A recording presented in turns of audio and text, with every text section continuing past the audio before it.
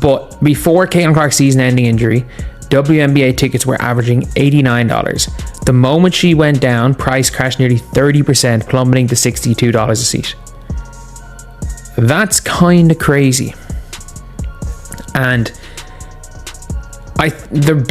there's a lot of reasons for this, but obviously the biggest reason is the WNBA is staring down what can only be described as a full-blown ratings and financial meltdown. Commissioner Kathy Engelbert is watching the league's short-lived rise collapse into a nightmare, unraveling faster than a balloon losing air. WNBA and the Indiana Fever did not want people to know that Caitlin Clark was going to be out for the season. I can tell you, from the very day that they decided to let that go public, everything has dropped off a cliff. Views on this channel, the television ratings, the interest, Thanos snapped out of existence. People were trying to hang on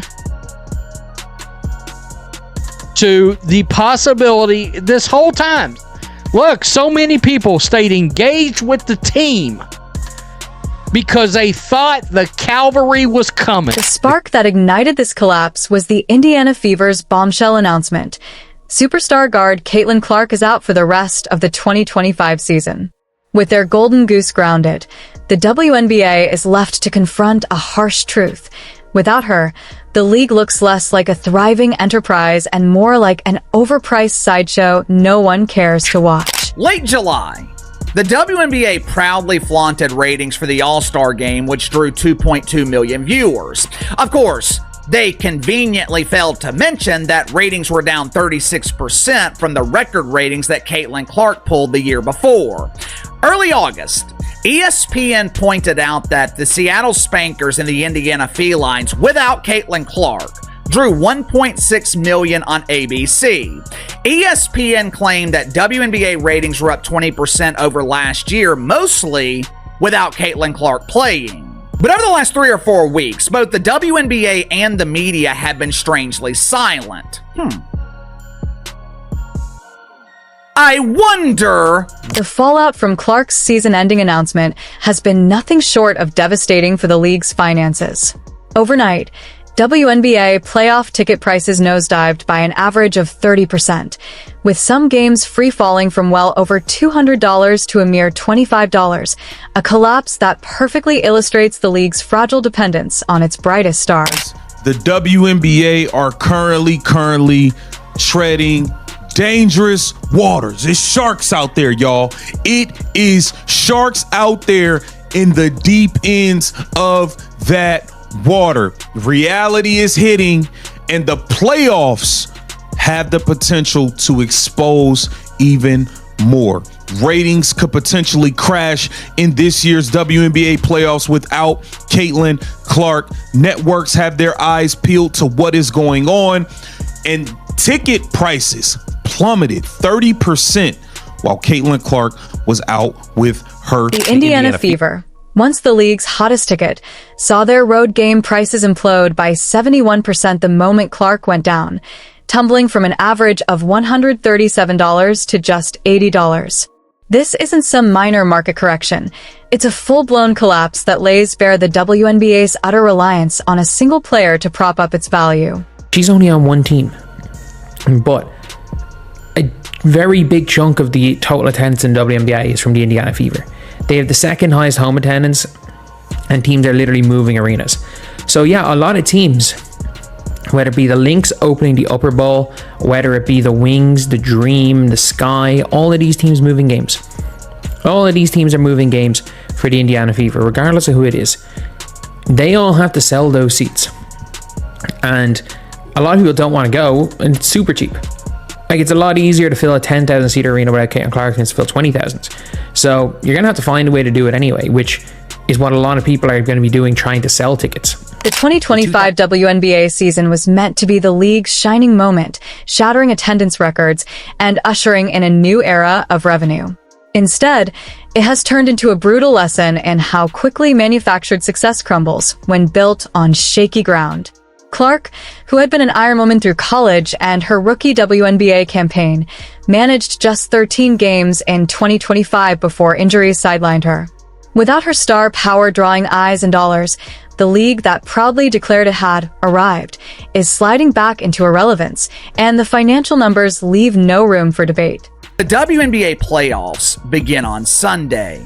Have you noticed that no one is talking about it? This time last year, the WNBA was dominating talk shows on ESPN and FS1. Content creators on YouTube were flooding the platform with WNBA videos. This year, it's complete silence. Obviously, ratings for the playoffs are going to be a flaming ass fire. But if I'm the WNBA, I am concerned about... If you're enjoying this, make sure to subscribe. The most devastating part of this crisis isn't just the financial collapse, it's the sudden blackout of sports media interest in the WNBA. Networks and commentators that once treated the league like must-see content are cooling off faster than ice cream in a freezer. The same media voices who once declared the WNBA survival are quietly pivoting back to sports that actually drive profit, leaving the league scrambling to stay relevant without its centerpiece storyline. Outlets that built entire segments around Clark's meteoric rise are now slashing WNBA coverage, with some networks reportedly scrapping it altogether from prime programming slots. The harsh truth is simple. Sports media follows ratings, and without Clark delivering viral highlights and headlines, the WNBA has lost its hook. Even ESPN, which poured resources into WNBA coverage during the Clark boom, is being forced to confront the reality that their entire strategy hinged on the drawing power of a single superstar. We talked about Jason Whitlock disowning the WNBA. True to his word, hasn't spoken a lick about the WNBA since. Colin Cowherd trashing the WNBA. It's Caitlin Clark and only Caitlin Clark. Last year, he used to lead shows talking Caitlin Clark, talking WNBA. This year, with her injury, didn't even bother wasting more than 10 minutes talking about the WNBA this year. No Shanae, no Elle Duncan, no Monica McNutt. None of those appear. Perhaps the clearest sign of the league's desperation is the sheer collapse in viewership without Clark on the court. Games that once pulled in over 1.88 million viewers with her presence are now struggling to scrape together 200,000, a jaw-dropping 89% plunge that exposes just how inflated the WNBA's popularity really was. Even so-called marquee rivalries, like Chicago Sky versus Indiana Fever, once hyped as ratings wars between Clark and Angel Reese, are now attracting audiences so minuscule that networks hesitate to even release the humiliating numbers. Ratings for nationally televised games have mysteriously disappeared.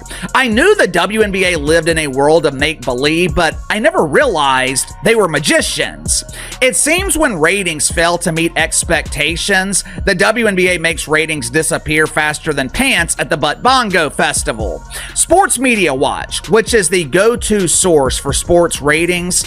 Sports Media Watch, they have not updated WNBA ratings since August 20th. The ticket price freefall isn't confined to Indiana Fever games.